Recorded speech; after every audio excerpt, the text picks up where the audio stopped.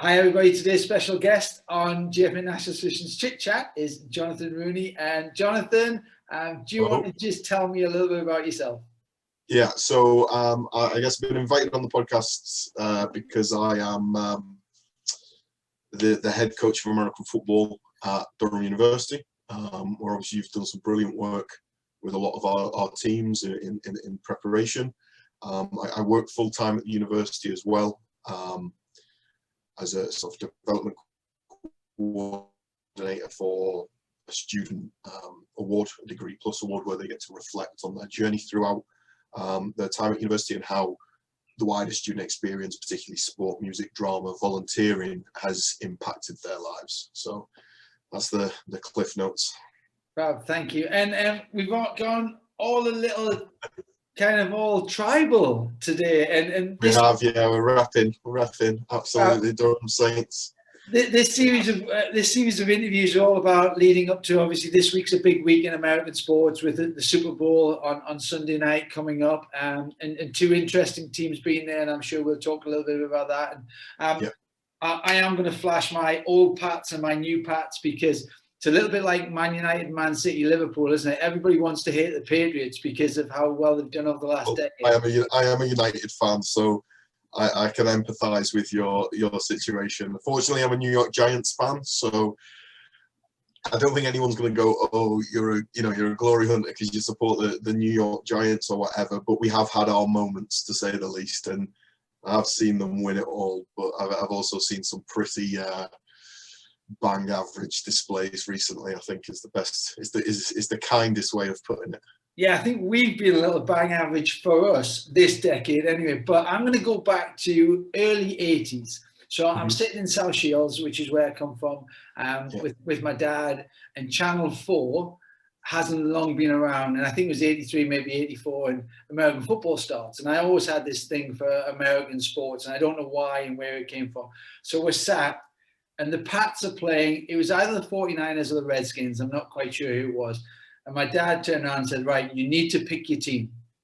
Yeah. Bearing in mind, you pick the 49ers and you pick the Patriots. I know, coming from a northeast background where there's Sunderland and Newcastle, you pick your team and that's it. And my dad was a Sunderland fan, my granddad was a Sunderland fan, so I knew football was going to cause me a lot of pain over the years. So being that young and slightly naive, I went, well, actually, England's in the title. That's got to be a winner. Red. So there's a lot of correlation with Sunderland there as well. And I thought, the old logo's so cool as well. That is cool. I like it. So I thought, right, that's it. That's my team. What I didn't realize was, and I think Steve Grogan was probably the quarterback at the time, 83, 84. And I can remember watching the game, and I think they lost. They weren't very good in those days, kind of stuff. And my dad was like, based down either Montana or Young or something like that. Maybe just before Montana, who knows? And he's like, right, that's your team. And I'm like, yeah, but they're not very good. And he said, that's your team. So they've always been my team. And then we went through I think when I was in the States, maybe a Doug Flutie, I think was around about that time I was in the States. No, maybe a little earlier. I'm not that old. And then Bledsoe and then maybe Brady. So I'm a long-term Pats fan. The early days were terrible. Which obviously I had the resilience of being a Sunderland fan, so I was able to cope with that. And then the last decade, we've just been incredible, and with Belichick and Brady. So that's my heritage. How did you get involved in American football?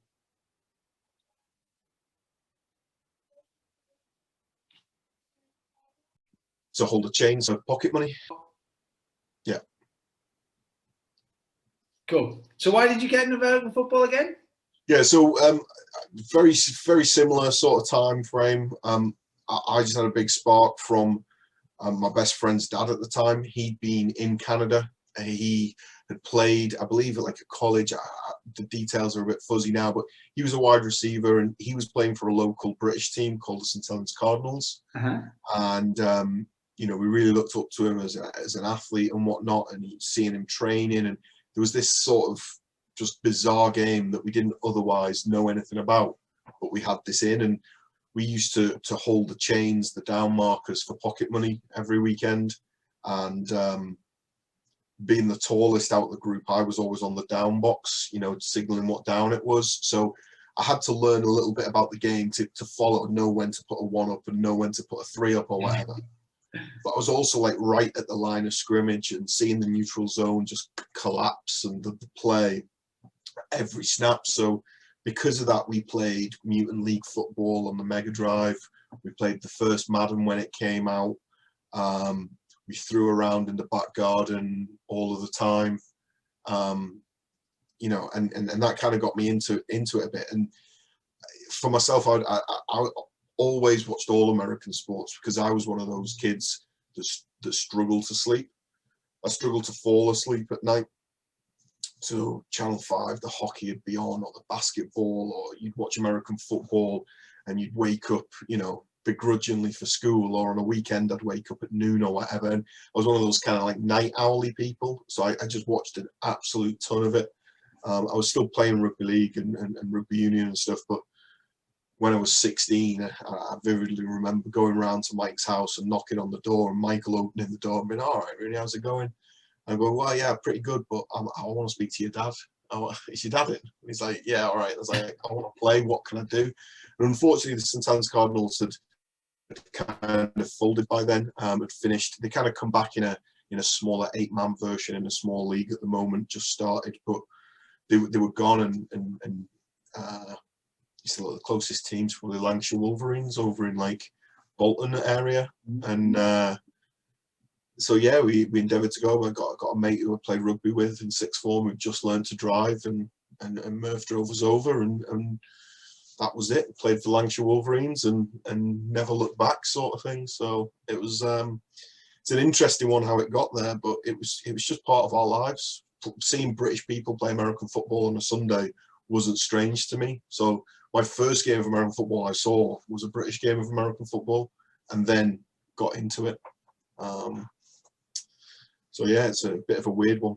Yeah, and I'm sure you're not as old as me, by the way, in terms of those early days. Well, 30, I don't even know how old I am. 37 now. So I probably went to my first British American football game in about 86. No, that would have been 3. That's 89, 90, probably 6 or 7 years old. I was going to crack the joke that you're only 2 years older than me, but yeah, probably not funny anymore, is it? No. Excellent. So you've got your team, Giants. We've got Pats. Yep. I want to do a few myths as well, because I think that's always interesting to start off with. And growing up in England as well, the biggest myth is that they wear helmets, and they're obviously a lot softer than rugby players. They don't tackle as hard. What's your thoughts on that one? It's just different, you know, like rugby league is different to rugby union. I always used to say rugby league is like, you know, well, rugby union is just like going wrestling for 80 minutes, especially if I was always a forward. You know, I don't really know what the backs do with them. They just stand around doing nothing, it appears, and then score tries. But as a forward, you roll around the park and you're just getting scragged, and you come off the pitch, you've got 30 stud marks, a bust lip, a bust eye, your ear hurts. You're not sure what's going on, but you've basically been jogging and wrestling for 80 minutes. Whereas rugby league, you kind of like jog around for 80 minutes and you're in like 10 car crashes in the game for your hard carries or whatever. American football, you swap the jogging for about 100 more car crashes. So it's just the collision, and to be honest, I've seen phenomenal rugby players just not like the type of collisions and the type of style, and actually go, you know what, I prefer rugby. And I'm not saying rugby's softer, I'm not saying rugby's harder. They're all played by tough people, and if you're on a sliding scale, you've got like union. I mean, at the pro game, there's a lot more collisions coming into it now. But certainly, like at the level I played club rugby at, it's basically wrestling for 80 minutes. Rugby league would be in the middle, where there's a bit of wrestling and a bit of collisions, and American football is all collisions, so all big impacts. And the biggest thing about American football is you can't really avoid contact, because all 11 players are allowed to hit all 11 players. I've still got somewhat of a bad back by getting wiped out by a wide receiver called David Saul, who very good player in the UK, plays out in Durham. Well, he's CEO of a team now in Germany. I was a defensive lineman, and he found me, and my head was turned the other way, and he annihilated me. It's that kind of, you can just get hit from anywhere at any time by anyone. So if the contact isn't a side of the game that you like, you best be supremely talented in the athletic sphere. If you want to avoid contact in American football, you have got to be a peak phenomenal fast twitch athlete, because And he's hurt. Not really, no. Helmet, I mean, that helmet is, nobody would wear that helmet these days. The helmet, it's modern show the inside. Show the inside of it. For my age, modern yeah. So we've now got, 27 air compartments with memory foam and gel foam and collapsible, like, crumple zones on the front of the helmet and stuff. So helmet have changed massively. And in fact, when I played, was the end of like the Shut Air 2, start of the next generation. Like, I was still playing when the Revolution helmet came out, and from then on it's been fairly comfortable. The ones that hurt are when you, like, your wrists folded and you get it like right on the point of your wrist or on the point of your elbow. But the whole thing about teaching the game is about how to use your protective equipment properly, and it's not a weapon. We're not trying to strike with it. And actually, if you go shoulder pad to shoulder pad and there's some incidental contact with your helmet, it doesn't hurt. Obviously, the brain injury, CTE, long-term effects of concussions and stuff are probably our biggest worry, our biggest thing that we coach around. But the injuries in American football tend to be either not seeing something coming, or like an accident where you're engaged with someone up front and someone falls into the side of your legs and your knee bends the way it's not supposed to bend. It's just very, it's very rare for someone to have reasonable technique, go into contact normally, and then, the shoulder to get hurt. It usually happens because you tried to catch and you landed on the hard turf or something. But yeah, it's that sort of, the deceleration makes people sometimes feel a bit sick almost, that you're running full speed and you just get annihilated. But most people bounce back up. And ultimately, if every collision hurts, people probably wouldn't play it.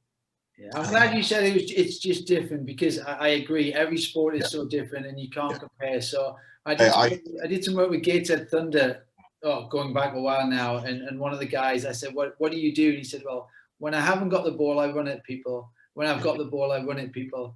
And then the rest of the time, I'm just running. And I was like, well, that sums it up. And then I also remember having a conversation and did some research. ESPN did a sports science series. And they looked at the impact and the force generated by some of the tackles. It was like a linebacker hits like a baby bull or something. Absolutely. It was crazy in terms of what the science gives you. And then it becomes a little bit more black and white. But yeah, you're right. Every sport is slightly different. So not harder, not softer, just different. I mean, like basketball's a non-contact sport. Last time I played basketball, I was in more pain than the last time I played American football, because my knees were twice the size, my ankles were twice the size, too heavy to play that hardcore type of game. And I couldn't jump the next day. I could barely walk. My patella tendons were like throbbing every time my heart beat, So the stresses and strains on all athletes. We don't call it tennis elbow for no reason, it's not about nothing to do with tennis. Yeah, and it's that sort of thing where you just got to respect the game, haven't you? Because if it was easy, I don't really believe if it was easy, everyone would do it. I believe if it was easy, no one would care about it and no one would watch it. I'm not a fan of tennis, but I know it's a hard game. Where's the stop button here? I need to stop. Yeah, I know. What do you mean you're not a fan of tennis? The Australian Open's coming up. Because at no point did I have any reasonable instruction in tennis, and I didn't understand what topspin could do. So when I was in year 9, I was massive, and every single tennis ball I hit went out the tennis courts. And after about 2 PE lessons, I just used to sit down and not play anymore, because I literally couldn't keep the ball on the court. So that's the sum of my tennis experiences. And if I'd been coached different, if I'd played more, if I understood the basics, I might have fell in love with it. But I still know, like, I still see how jacked up Nadal's body is, how much, Murray's body. They're clearly going through something that not many people in the world can do. Yeah. My only thing on tennis before we get back to American football is it's the best, worst game in the world. If you don't get the right matchup, it's horrible. So what happens is that if you've got two people who can't play, the game of tennis quickly becomes a game of pickup. So I hit the ball, you miss it, and you pick it up. You hit it to me, I miss it, I pick it up. That's the worst game ever. Then you get to the stage where you've got somebody who's really good, like Rafa Nadal, playing you. And then it's such a huge mismatch. Then it's boring. Rafa's probably playing 1 out of 10. You're probably playing 6 out of 10. I'm glad you said that, because British American football goes through similar things. Yeah. There are teams that aren't really playing. They're playing a facsimile of the game. They're not really doing the right thing consistently, but it looks like it, and they're enjoying themselves, and that's fine. Then there are teams that are doing the right things, and they're just awfully mismatched, and you see these 50, 60, 70, 80. I've been involved in 100-0 games, and at that point, you just like, it's not fun either. I'm really pleased with where Durham's at the minute in its division. There aren't really any easy games, and we're quite a defensive division, so we end up quite frequently with teens to low 20s as a score, but any team could win it if they hold the ball last in most games. It's usually a 1 or 2 score division, so we feel really comfortable, but we do see a few too many blowouts and a few too many non-contests, unfortunately. And as you're probably aware, some of the work that I do with Durham is I always want us to perform at the reference point, which is the best version of us as possible. Yep. That's where we have to actually be at that level. If we're winning 100-0, you're probably not at the very best version of yourself, and that's about growth and development. And we still, as an infrastructure of sport, we're still very focused on outcome at the wrong time. There's certainly a time when outcome is everything. So the Super Bowl next Sunday is all about outcome. So, the New England match a couple of years ago when we won by, I think it was 1 score, it was a really boring game. And everyone said, oh, this is a boring game. Didn't matter. Tom Brady put the ring on, Belichick's happy, the whole of New England is happy over that. So at some stage it's an outcome, but actually we've got to develop processes to get the game right first. Right, my second myth, Rooney. It's really interesting. Yeah, go on. Yeah. No, go ahead.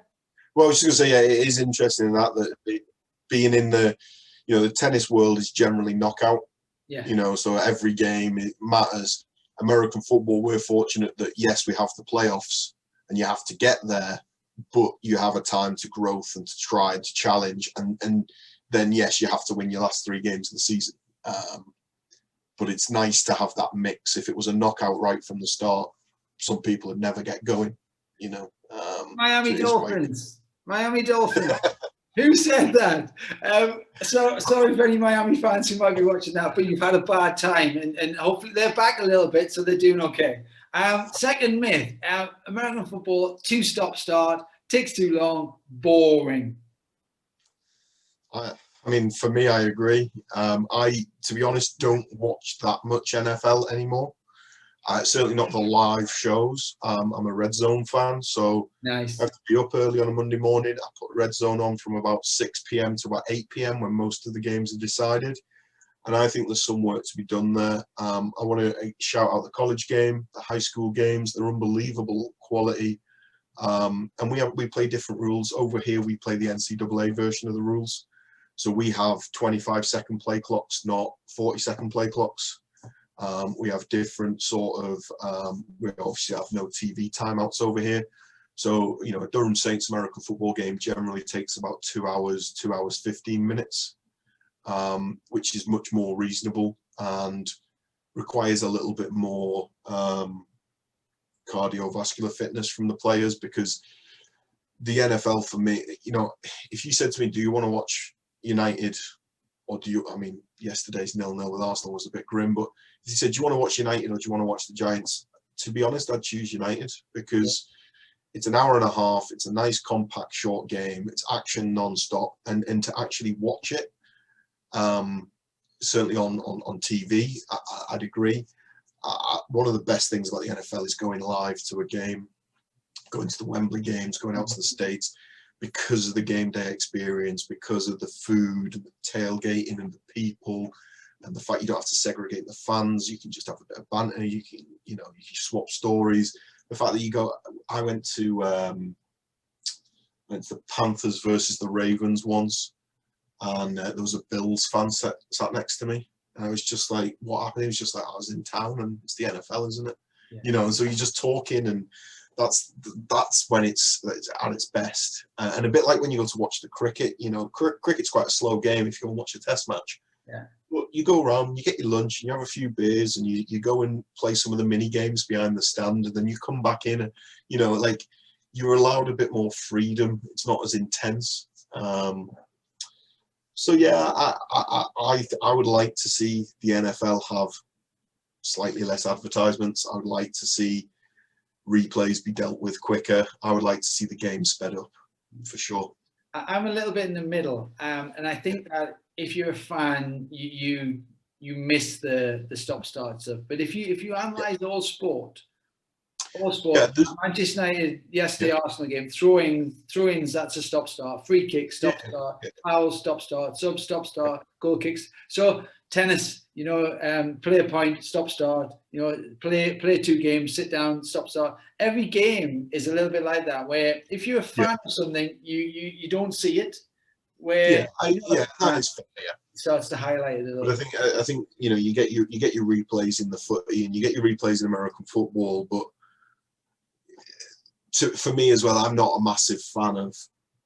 Obviously, I've been in the game all my life. I think I've got a very good understanding of the game. So the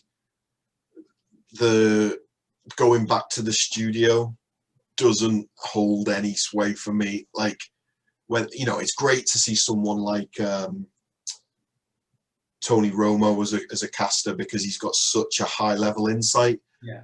When you go back to the stadium in the UK and it's Jake or Neil Reynolds, and they're kind of talking about, I understand that it's for the market that it's designed, and I don't mind that, but so that has a bit of a less of an effect for me. So tend to be in the red zone, tend to be like, you know what, I've got 2 hours spare, I want to see some playing, and as well for me, the value in the sort of seeing the snaps, seeing the strategy, seeing the way people play it, seeing the individual techniques is higher than being an actual fan for myself. But I do acknowledge that I'm probably on the weird end of the spectrum for British American football fans.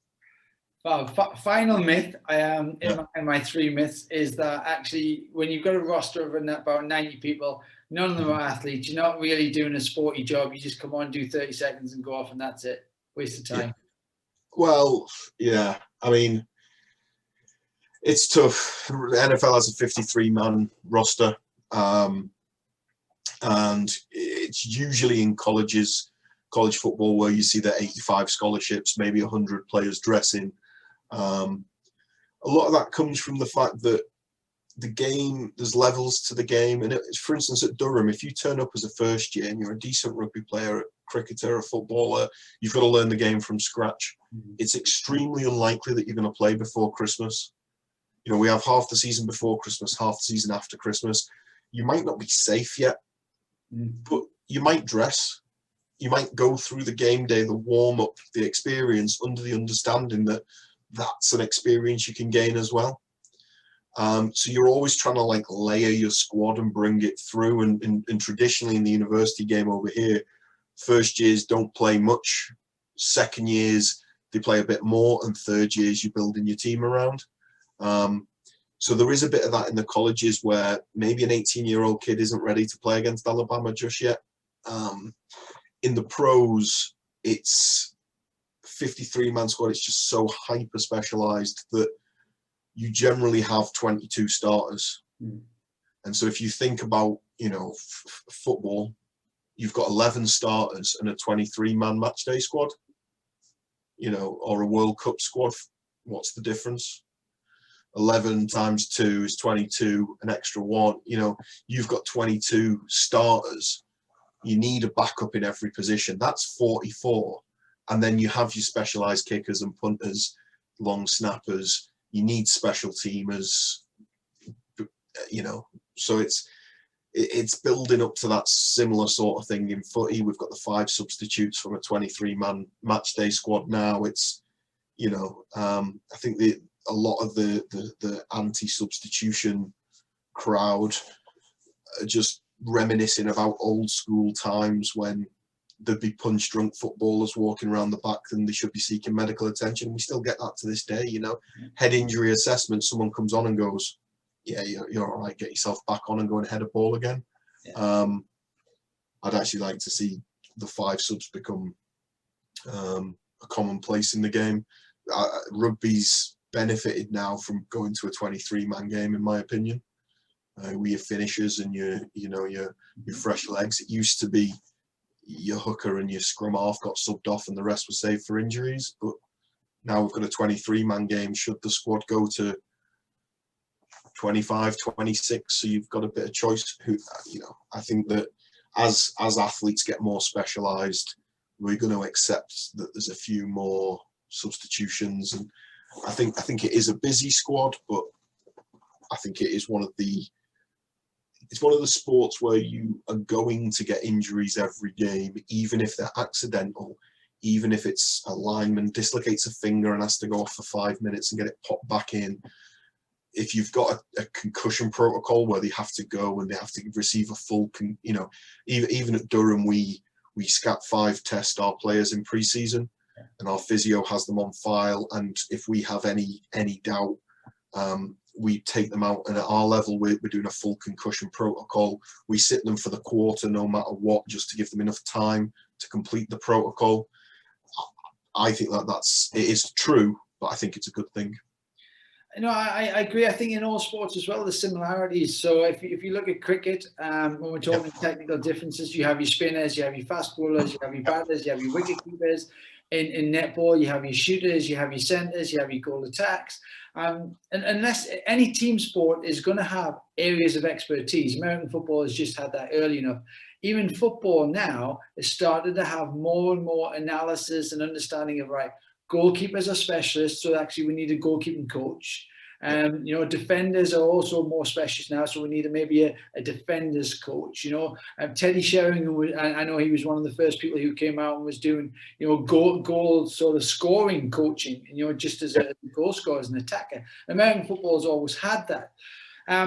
One of the things I wanted to ask you about is, in this country, when you don't necessarily have your offensive coach, your backs coach, your special teams coach, your punt coach, your kick coach, I think you'd be surprised. Yeah, and there's there's just maybe yourself. Mm-hmm. How do you coach the team? Well, I think you would be very surprised.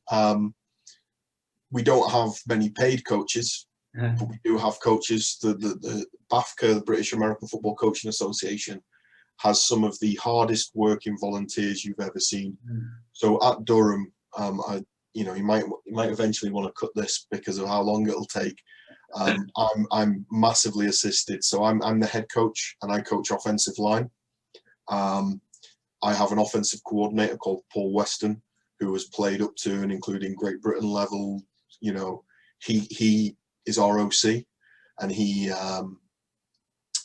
just is ROC.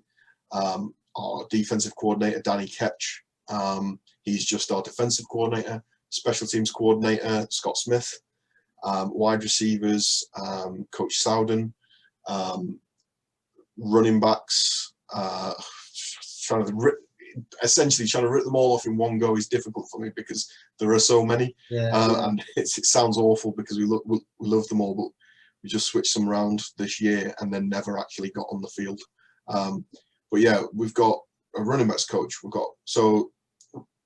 have a hierarchy, and that's how we structure practice. We have a D-line coach, we have a linebackers coach, a defensive backs coach, running backs, O-line, wide receivers, QBs. Like, we have actually the same setup. They're just volunteers. And they're an incredible help to us. And we couldn't coach as a one-man band. You just couldn't do it.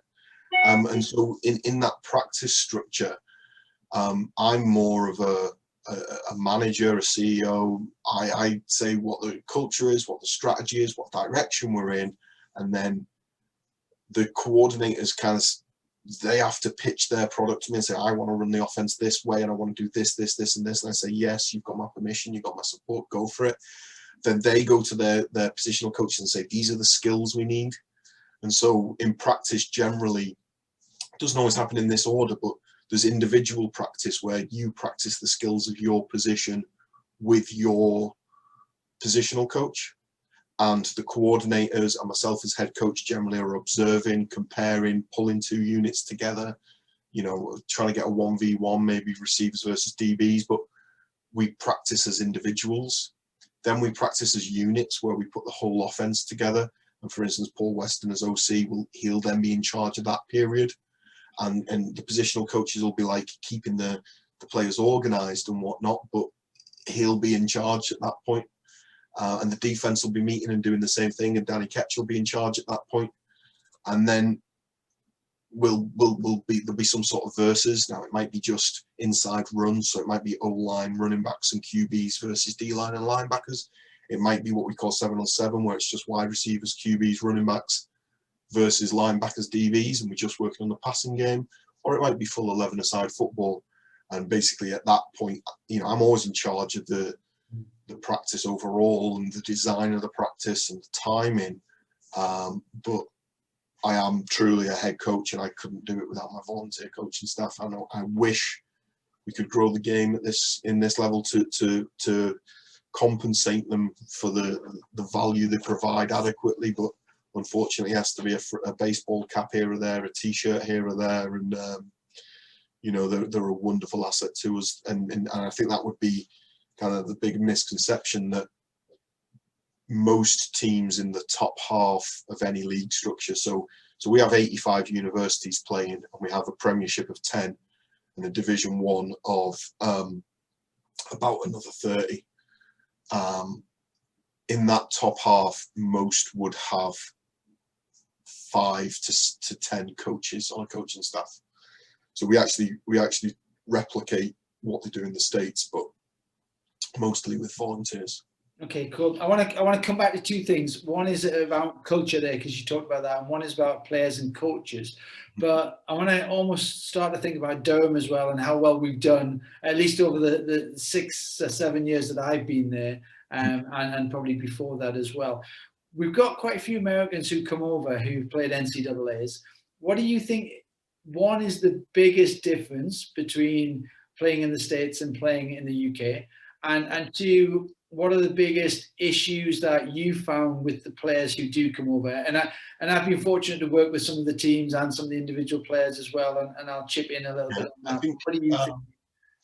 I think the biggest difference between the States and here is, in general, the average condition of the athletes in the States is much higher.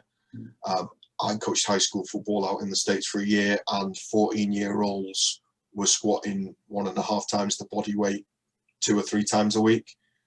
You know, there's a culture of lifting weights stunts your growth. Well, I don't know if you've seen anyone in the NFL, but it doesn't appear to. You know, it's a bit of a sports science myth. Yes, there's things you need to do, and you know, yeah, I need to adequately look after the athlete as a whole, but it's very common for even kind of big, muscular, well-conditioned people to turn up at Durham at 18 years old and say, oh, well, I've never squatted or deadlifted.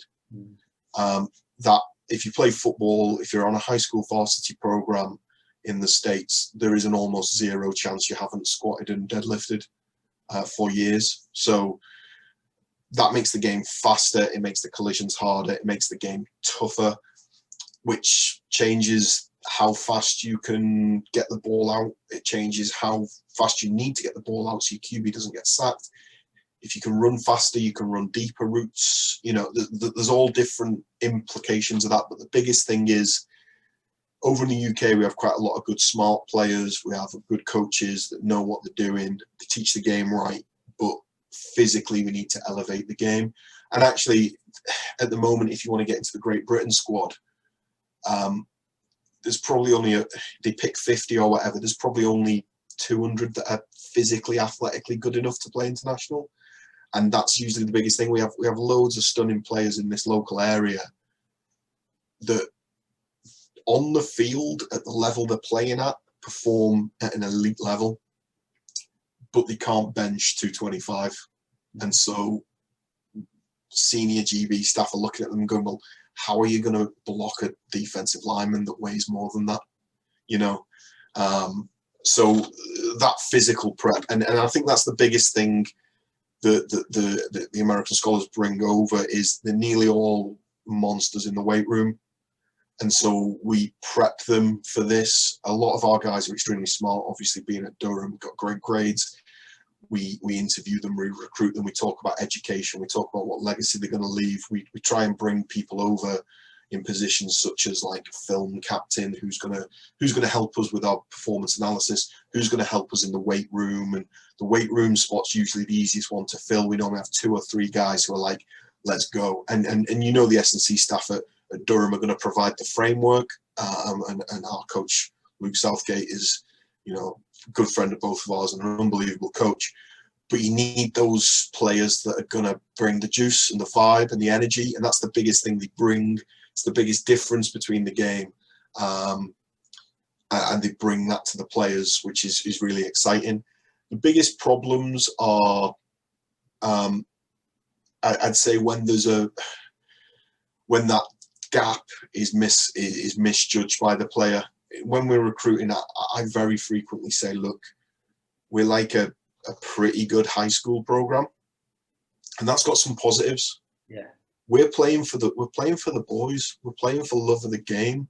We're playing for the man next to you. We're not playing to maybe have a shot at playing in the NFL for 80,000 fans. We're not playing for a 50 grand a week contract. We're playing because we want to express ourselves. We want to challenge ourselves. We want to be a part of something, and that's pure. And quite a lot of the scholars we've got in other sports such as tennis or golf or basketball, we tend to get Division 1. We tend to get Division 2, 3, or NAIA, because, you know, our scholarship isn't full ride. Our scholarship isn't, you know, it's the baseline is 40% off your fees. You still have to pay to play.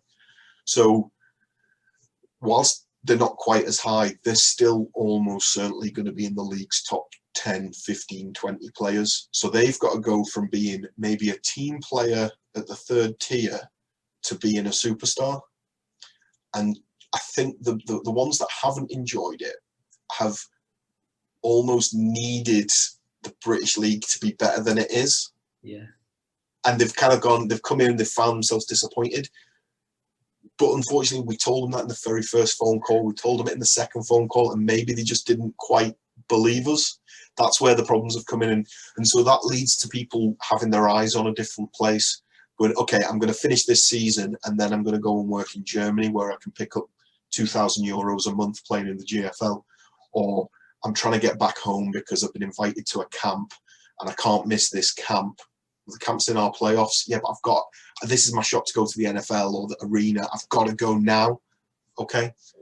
Obviously, we're about developing the athletes and their lives, and people have to make decisions. And you know, we're not going to force press gang people onto the field if they've got to be somewhere else. But we hope to find those ones that are like, you know what, football's been a grind. You know, you always see that hashtag grind or whatever. Yeah, it has been a grind, but now you can just play because you love the game. Yeah. You love your friends. You're trying to get on with the rest of your life. Come and play for the right reasons one last time. They're the players that are the most successful. I haven't had too many conversations with players over the last, like, say, 6-7 years at Durham where it's been about performance, but it has been about their performance going down a little bit, but based on lifestyle and other concerns and issues. And I went to the States at 18 to play tennis. So I did the other way. And I can remember I was at a small Division II university in Tennessee before I transferred to Utah. And I can remember at 18 thinking, yeah, I kind of want to go home. This is really strange. My parents aren't here. My friends aren't here.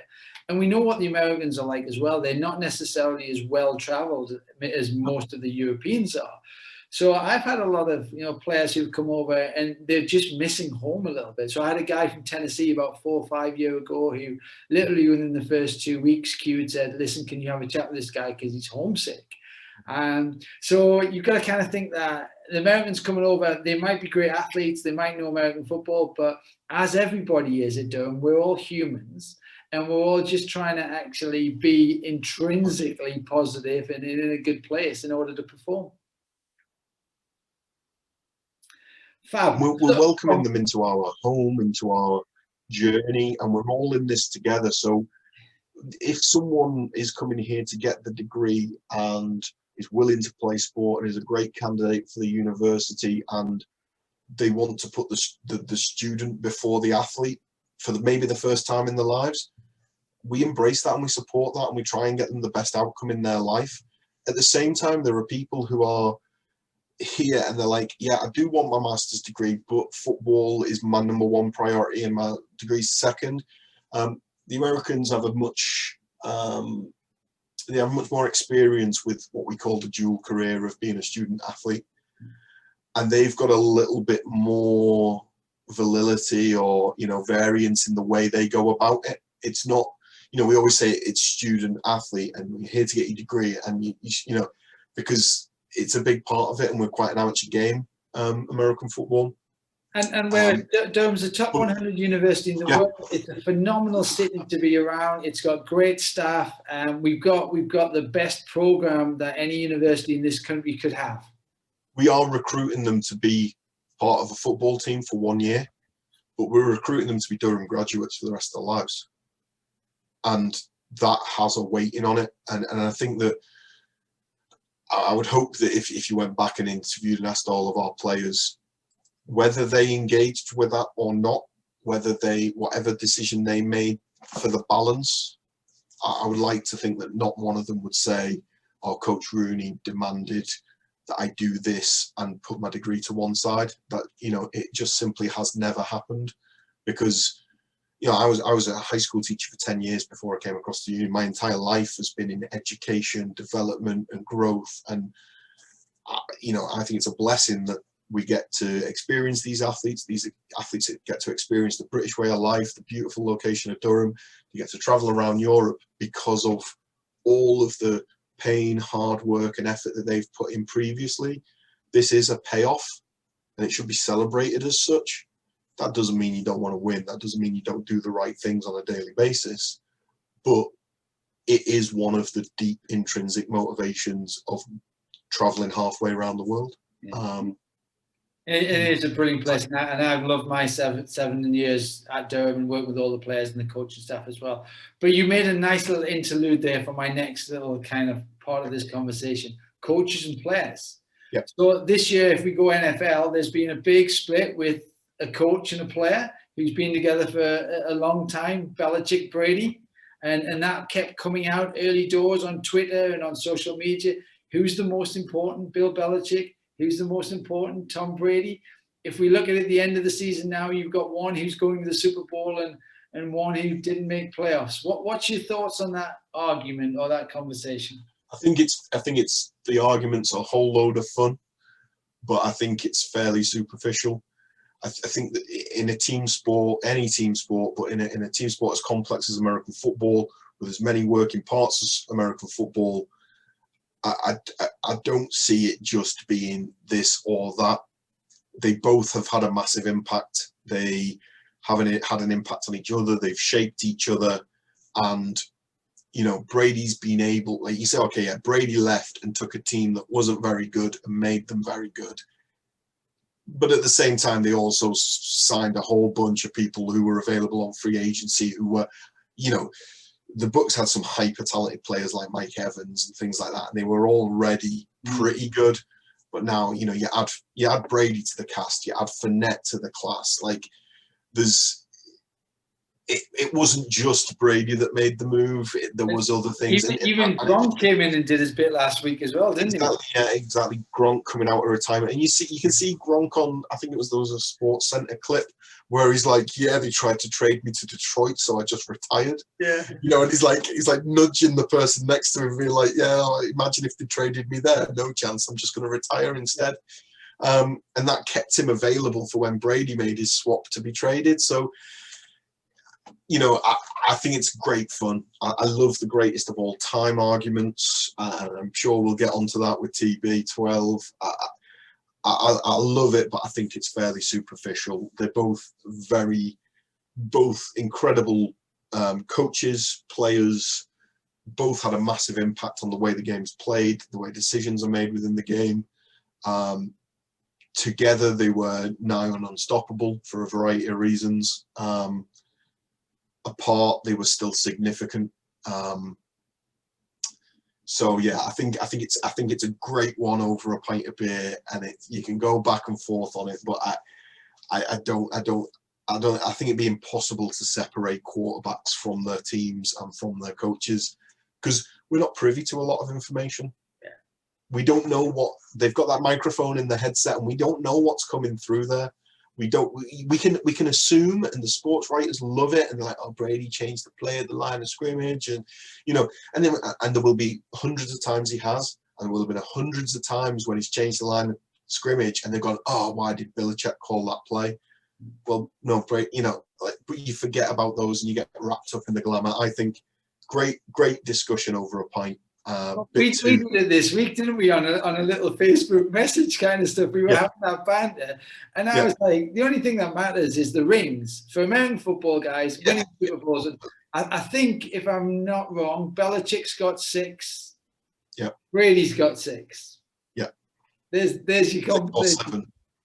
Lost count after it was like 4 or whatever. Yeah, no, he's got 6. Unless he wins next Sunday. I was surprised he got past Green Bay, and that's certainly a visit I want to go. I want to go and do Lambeau.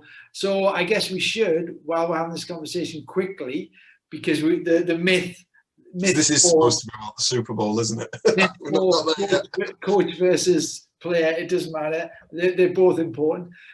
Should yeah. Well, let's just say that you can. I think there are times like in Belichick and Brady, I think it's a superficial. There are definite cases where you're like, this coaching staff is doing more with less, and there are definite cases where this coaching staff is doing less with more.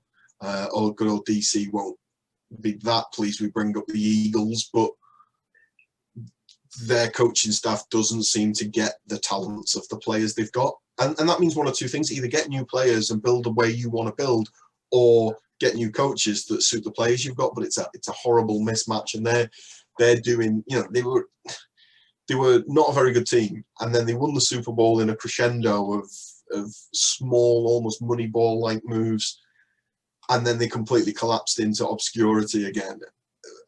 It's a mess, and so I think there are definite things where you can see where it's wrong, but someone like Belichick and someone like Brady, they're at such an elite level that Belichick's still a good coach without Brady. Brady's still a great coach, a great quarterback without Belichick. But I think there are other spots where you'd question that. You look at something like Deshaun Watson. Deshaun Watson's numbers are crazy. They're almost as good as Mahomes. Mahomes is, talked about as a future GOAT, on pace for all sorts of things. Deshaun Watson is a hair's breadth behind him in a lot of categories, and he's playing in what appears to be like a genuine, like the 6th season of Prison Break or whatever. Everyone's just trying to get out of Houston in whatever way, shape, or form they can. No one's dug a tunnel yet, but we're probably getting fairly close to it. But you look at a prodigious talent like that, it should be Watson versus Mahomes for the next couple of years, but Watson needs to find a spot that's healthy, that allows him to grow and allows him to play at the right rate. So I don't think it's across the board it's clean cut on players, coaches. I just think in the Brady Belichick, they've both done a pretty good job. If Cam Newton does go this year, if Belichick is watching this, you've just given a good recommendation for who needs to come. I think there's one team in the country that probably shouldn't sign Deshaun Watson, and that's Kansas City Chiefs. True. So anyway, getting back to the run up the Super Bowl, and I should bring some psychology in here, shouldn't I? Because that's what I guess I do. Maybe, yeah. Is last week Brady at Lambeau, Aaron Rodgers, did he take the pressure in? Should he have ran the ball? I don't know. I don't think he makes it. I think whilst the defenders were quite far away from him, they were already decelerating, and they were already in that kind of athletic base that they could have took off pretty quickly. My question more for Green Bay is, you look at when in the round before, when Mahomes got knocked out of the game late on, and Henny had to come and do the job. Mm-hmm. He only has to do two real big plays that really matter, and he gets to toss a ball 5 yards to a wide open running back that no one's covering. And he does it. Don't get me wrong, he holds his nerve, he hits him in stride, and it's a great conversion of a 4th down. My question is, Rodgers is so good. Green Bay's got a loaded team. Why is your best call or your best moment to have to drill a ball in between 2 defenders on the 3rd down? Like, can we not get him something better? Can we not pick up half the yards? Can we not do something? Yeah. And Henny played his part, but he had a great setup, and the thing was out for him to take. Whereas Rodgers had to create it. He either had to drill a ball into double, triple coverage, or run and physically beat 2 or 3 linebackers. Yeah. Yes, man in the moment, you're asking him to do that. But I think if Brady was in that spot, he doesn't succeed either. And whatever it is, the coaching staff, Brady's adjustment, the play of the teammates, the skill of Brady's career is, for 20 seasons, he's made it look easy. Because you know what? It has been kind of easy. But that's because it's the right play call at the right time by the right people with the right execution. His teammates didn't drop the ball. He released it perfectly on the money. Whereas I just felt like all that game, when Brady had to make a throw, it was open, it was well-timed, it was the right call. When Rodgers had to make a throw, he had to make it. He had to have magic off his fingertip, and he had to drill it in flat, fade it over the top. I just felt that, yes, Rodgers messed it up, but I felt the question, he was playing on a harder test, Yeah, I think the environment from the very start was a lot of pressure on Green Bay. You've obviously got TB12 coming in, who literally scores off the blocks, so you're 7 down. The Bucs defense was unbelievable in terms of getting Rodgers quite a lot. That 7 down, that first drive was pretty easy. Yeah. But even first drive after halftime, when Green Bay come out with the ball, that's such a big hit, and again that turns the game as well. So you've literally, whatever you've done in halftime, from a psych point of view, from a tactical point of view, you get a hit like that, you fumble the ball, they score, and all of a sudden the pressure just then increases all of the time. And it felt the whole game that Brady. I mean, I know Brady threw 3 interceptions in 3rd and 4th quarter, but up till then, you're right. There wasn't a lot of pressure on the Bucs where Green Bay was holding it. If Brady had 60 snaps, he did throw some interceptions. There were some spots, but the overall difficulty of the question he was asked on he was taking the foundation paper, and Brady and Rodgers was taking the higher paper. Yeah. Rodgers didn't pull it off. But I think there's some analysis to be done and some soul searching to be done, because of Rodgers has elevated his play recently under the new coaching staff, and everyone's been raving about the coaching staff. Yeah. And I think up to that moment, up to that last game, I was like, I was on that same perspective. But I just don't think the OC did a great. I mean, either Tampa Bay's DC did a great job in making the test harder, and there is certainly an element of that. But I just don't think in the key moment they did a great job. as a staff, as a team. I think they thought they were heavy favourites, and yeah, you know, especially at Lambeau, I was expecting it to be a little bit more snow, and I wanted one of those 1980s snow games, you know. I thought that would be more fun. But I probably need to get rid of this, because if we are going to talk Super Bowl, that helmet's not coming out to play next Sunday. So we've got the young pretender, the GOAT wannabe, the potential GOAT, the future GOAT, versus pace goat, versus the old man GOAT. And the grey hair. Who's going to win? What's your thoughts? I think, I don't know. Like, I was honestly, last weekend I was thinking about having a bet on it, and I had a look at all my numbers, and I ran all my things, and I was like, I think Green Bay are going to win. And what I actually did, I didn't bet on it, because I was just like, there is no point betting against Brady. For like whatever, you know, you can think and you can analyze and you can get all this stuff going. And I was like, I'm not a big better. It's just a bit of a, I just thought, I'm not invested enough to bet against Brady, because that's a bad thing. On the long run of his career, if you bet against Brady, you would have lost a lot. I think Kansas City are the better team. I think the problem that New England are going to have is that they kind of restricted Green Bay scoring as easily as they can. I don't think they're going to manage the same job 2 weeks back to back. I think the only way to sort of beat the current Kansas City team is to score more than them and to outpace them. And I don't think there's any team that's built ready to do that. You hear a lot of coaches talking about, oh, we've got to establish the run, or we've got to try and restrict the big plays. I don't think there's any team built in the NFL that's ready to restrict the big plays at KC. So you've got to have some big plays, and if they score, you've got to score. And then if they do not score once, you must score that drive. You know, like, you've got to get. It's almost, I think, playing KC is like match play in golf.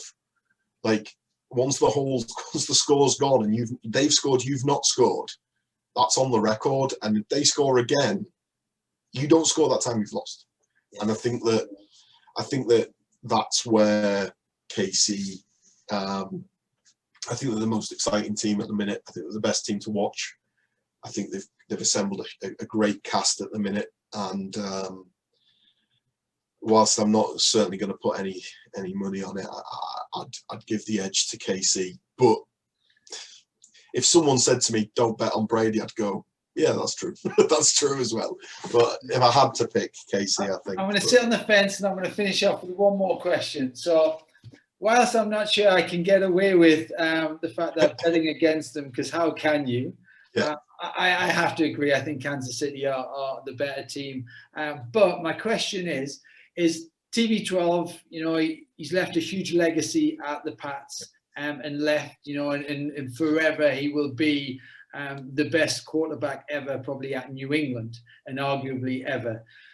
He's gone to the Bucs, and it's a dream for him. You know, if he doesn't succeed at the Bucs, it's because actually Belichick wasn't there and the Bucs weren't great. If he does succeed at the Bucs, he's just an incredible player. He's been playing without pressure all year. That game last week at Lambeau, I think there wasn't a lot of pressure on him. Threw 3 interceptions towards the end, a couple of bad throws from him, and I think that was a little bit pressure. This could be his last Super Bowl chance. In his head, do you, and I've read a lot about him over the years, and I think he's a very positive, outgoing person. But at some stage of any athlete's career, there's a little bit of doubt that just comes in. Could this be? I don't know. Well, maybe it's doubt, but I just think there's an element of fairy tale to it. So obviously he's been an AFC quarterback for a long time, and he's used to playing an NFC quarterback in the final. But he beat Breeze in the first round, another contender for top 5 QBs of my lifetime generation sort of thing. He then beats Rodgers in the next round, and he's got this young, as you say, pretender, on pace goat, Mahomes, this is like, I don't know if Bradyism is even a thing, but this is peak Tom Brady time, isn't it? Yeah. And there is that romance with it, and it is hard to bet against, you know, Tom. He's managed to pull off a fair few things in his life, marrying a supermodel, more than a handful of Super Bowl rings. I think you could turn around and say she married a supermodel.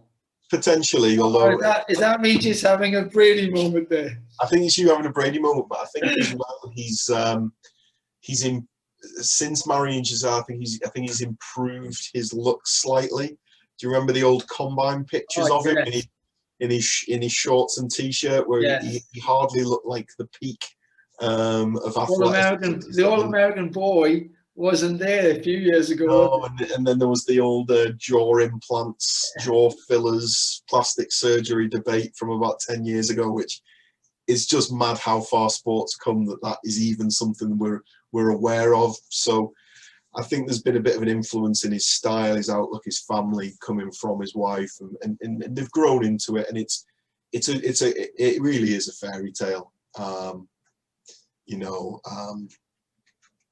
Because I played for Lancashire Wolverines as my first club, my NCAA team is the Michigan Wolverines. We basically wore the same kit, but black and silver. So we had that kind of bull's horn with a W, but in black and silver.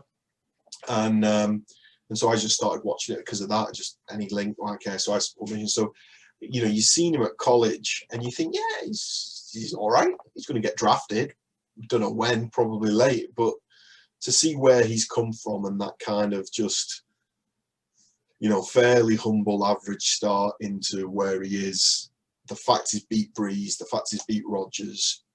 If he beats Mahomes this year, I don't think it's going to do any damage to Mahomes's haul. I think I can see Mahomes ending up with another 4 or 5, and you know, numbers wise, Mahomes is on pace for a staggering career.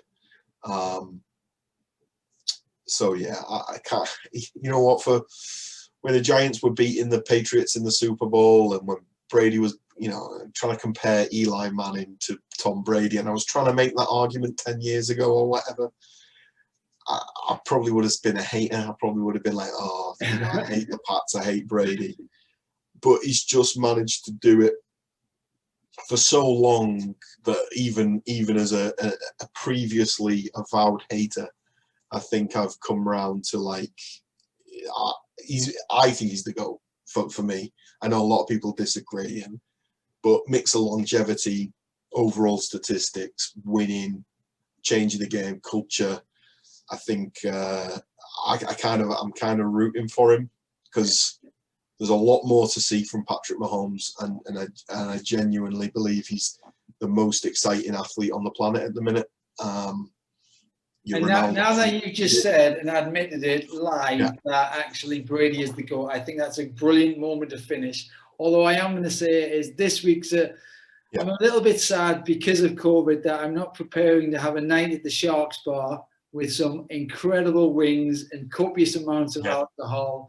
And I'm just going to be watching it from the safety of my home. Where are you watching it?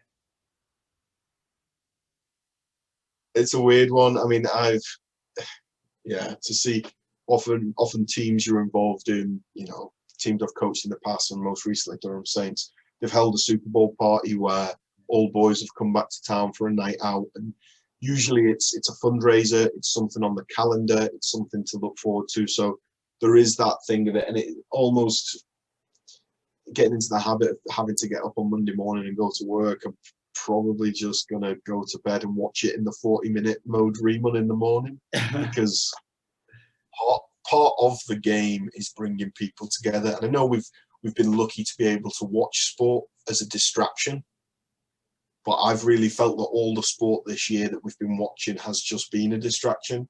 I've not felt the camaraderie, the togetherness. I've not spoke to as many United fans as normal. I've not spoke to as many New York Giant fans as normal.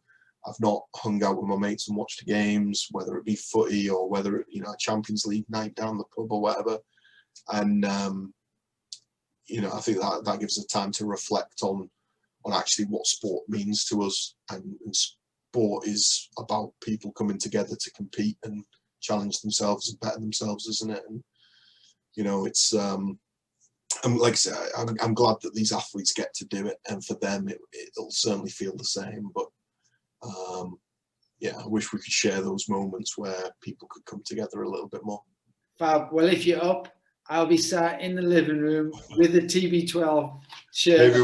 Maybe we'll have to have a Zoom watch along with my nachos. I've got maybe that's it. Maybe on the back of this we have a chat and we just get 30, 40, 50, 100 American football fans in the UK in a Zoom and just try and hang out, because you know that's the bit we're missing, and that's the bit we want to get back to. I agree. So I kind of hope Tom does it just for the sake of the fairy tale. Yeah. But I think Mahomes will. Yeah. What a great one to finish on. Rooney, thank you very much for your time. No problem. Really appreciate Cheers, that. Brilliant. No worries.